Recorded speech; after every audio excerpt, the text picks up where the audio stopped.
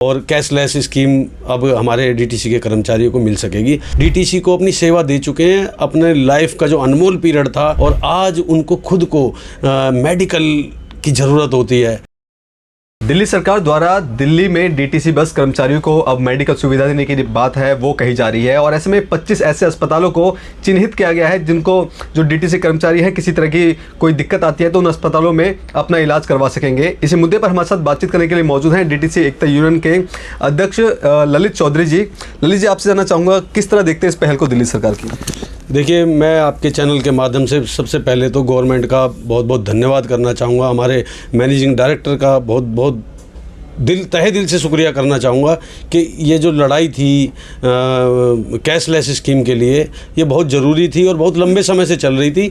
आज इस पर ये जो फैसला आया है, इसमें 25 हॉस्पिटलों को चिन्हित किया गया है कि ये पैनल में रहेंगे और कैशलेस स्कीम अब हमारे डीटीसी के कर्मचारियों को मिल सकेगी। इसके लिए बहुत बहुत धन्यवाद और एक बहुत अच्छी पहल है और बहुत ज़रूरी भी थी, क्योंकि इसमें वे लोग भी काउंट होंगे जो रिटायरमेंट ले चुके हैं, डीटीसी को अपनी सेवा दे चुके हैं, अपने लाइफ का जो अनमोल पीरियड था, जो गोल्डन पीरियड था, वो डीटीसी की सेवा में दिया, दिल्ली की जनता की सेवा में दिया और आज उनको खुद को मेडिकल की ज़रूरत होती है तो बेचारे धक्के खाते हैं हॉस्पिटलों में। और उनको जो अब तक स्कीम मिली हुई थी वो पहले पैसा दो फिर इलाज कराओ, अब पैसा आज की महंगाई के टाइम में होता नहीं है और वो पेंशन पे आधारित हैं। और जो कर्मचारी अभी जो परमानेंट कर्मचारी डीटीसी में बचे हैं वो भी बेचारे कहीं ना कहीं महंगाई की मार झेलते हैं। तो कैशलेस स्कीम की बहुत ज़्यादा ज़रूरत थी और आज जो पहल हुई है हमारी डीटीसी के अंदर बड़ी खुशी की बात है और सारे बड़े खुशी हैं। और इस खुशी को और भी दुगना किया जा सकता है। एक पहलू जिसको नज़रअंदाज किया जा रहा है कि वो मिनिमम वेज पर काम करता है, कॉन्ट्रैक्ट पर काम करता है डीटीसी के अंदर। उनकी बहुत बड़ी संख्या है, लगभग 24,000 के करीब कर्मचारी हैं। वो 24,000 कर्मचारियों को एक ईएसआई की सुविधा मिलती थी। ईएसआई की, देखो सब जानते हैं ईएसआई के बारे में। अब वो ईएसआई जो विभाग से ये कहती है कि आपके यहाँ जो सैलरी दी जा रही है वो 20,000 से ज़्यादा है। देखिए, सबसे बड़ी बात जो ये असमानता है कि एक कर्मचारी जिसको लगभग 70-80 हज़ार रुपये तनख्वाह मिलती है और एक कर्मचारी जिसको 20,000 तो उसका मिनिमम वेज बनता है, लेकिन वो कट पिट के उसे वो 16-17 हज़ार रुपये मिलते हैं। उसके बाद जो उसे ईएसआई की सुविधा मिलती थी, एक तरफ से वो संतुष्ट था कि बेशक चाहे वो सरकारी हॉस्पिटल है, ईएसआई का इलाज वहाँ हो जाता था और कुछ ऐसी प्रॉब्लम हो, कोई दुर्घटना हो जाए जिसमें कर्मचारी ड्यूटी नहीं जा पाता, 1 महीना 10 दिन 20 दिन छुट्टी पे रहता है, तो उसको लगभग 70% के करीब उसको क्लेम मिल जाता था वहाँ से। लेकिन ये सुविधा अब ये 20,000 का जो रेशो है या 20,000 की जो सीमा है वो क्रॉस हो गई ईएसआई की नज़रों में, लेकिन मिलती नहीं है वो भी आज भी। तो उस सीमा को क्रॉस होने की वजह से वो सुविधा जो है डीटीसी के जो कॉन्ट्रैक्ट कर्मचारी हैं उन पर बंद कर दी गई। अब उन्हें ईएसआई की सुविधा भी नहीं मिल रही है और उन्हें किसी भी प्रकार की कोई मेडिकल सुविधा नहीं मिल पा रही है। तो जो आज जो हम खुशी मना रहे हैं, देखो है तो खुशी का विषय है कि हमारे कर्मचारियों को ये कैशलेस की स्कीम मिलने जा रही है, लेकिन हमारे एक बहुत बड़ा तबका जो 24,000 कर्मचारी हैं उनको भी मेडिकल स्कीम के तहत लाया जाए, उनको भी ऐसी कोई कैशलेस स्कीम दिलाई जाए, या फिर जो ईएसआई का जो उन्होंने सीमा बनाई हुई थी वो 20,000 उसको 30-40 हज़ार तक ले जाया जाए ताकि उसके दायरे में सभी कर्मचारियों को फ़ायदा मिल सके।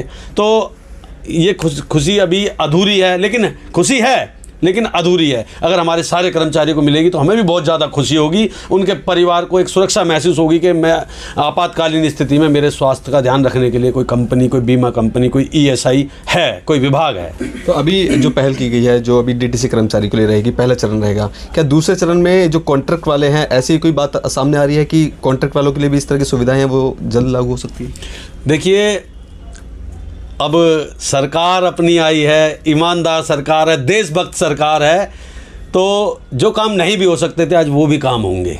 हमारे कर्मचारियों को ज़रूर ऐसी सुविधा मिलेगी, लेकिन अभी ऐसा इस विषय पर कोई विभाग की तरफ से पहल नहीं की गई है। बाकी यूनियन की तरफ से पूरी पहल की गई है। यूनियन ने लगातार मांग की है।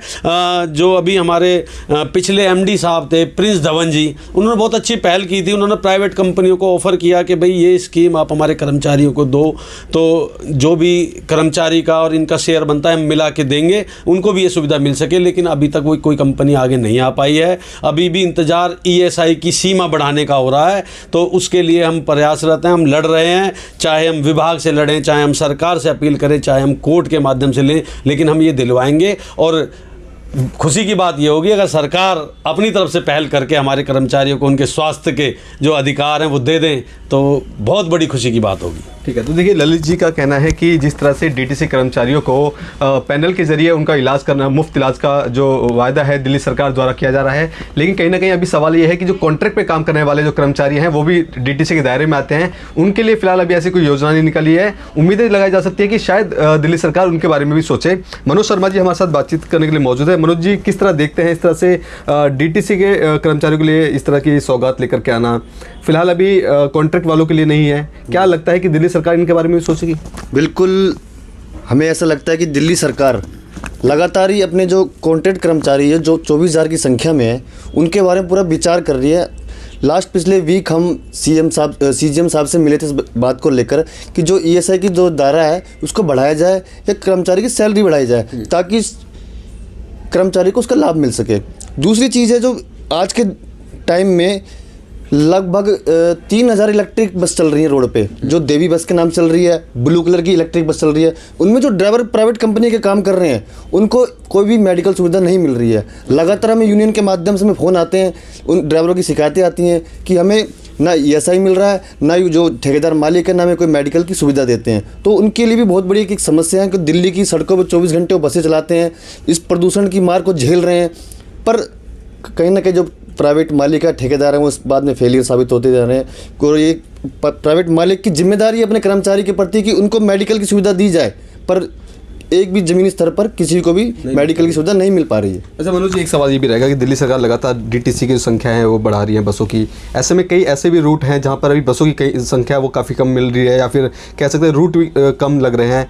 आप यूनियन से ताल्लुक़ रखते हैं, किस तरह की समस्या आप समझते हैं कि अभी दिल्ली वाले जो जनता है उनको झेलना पड़ रहा है और सरकार को इस मुद्दे पर किस तरह काम करना चाहिए?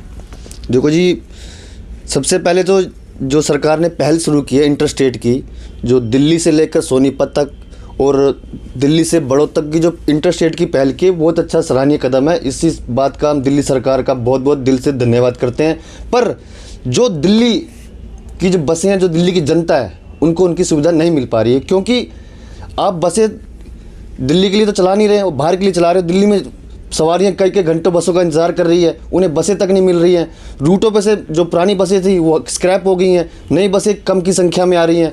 तो हमारा मानना ये है कि जो स्टैंडों पे पब्लिक, आप स्टैंडों पे किसी बाइट लेने जाएंगे, किसी सवारी से पूछेंगे तो उनका जवाब ये होगा, आधे घंटे से खड़े हैं, 1 घंटे से खड़े हैं, 2 घंटे से खड़े हैं। तो रूटों पर बसें नहीं हैं।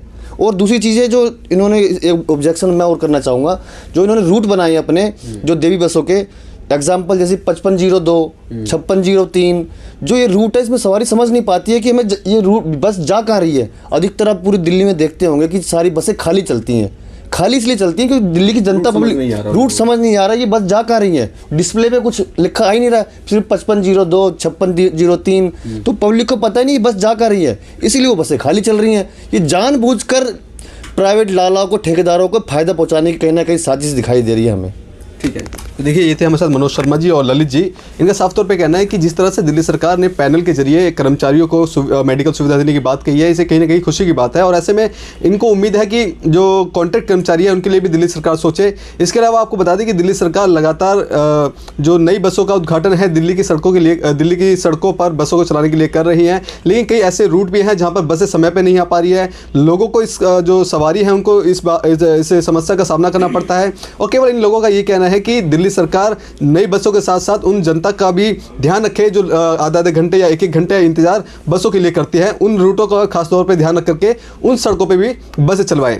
कैमरा पर्सन कमलेश कुमार के साथ मैं संदेश सक्सेना, पंजाब केसरी.com, दिल्ली।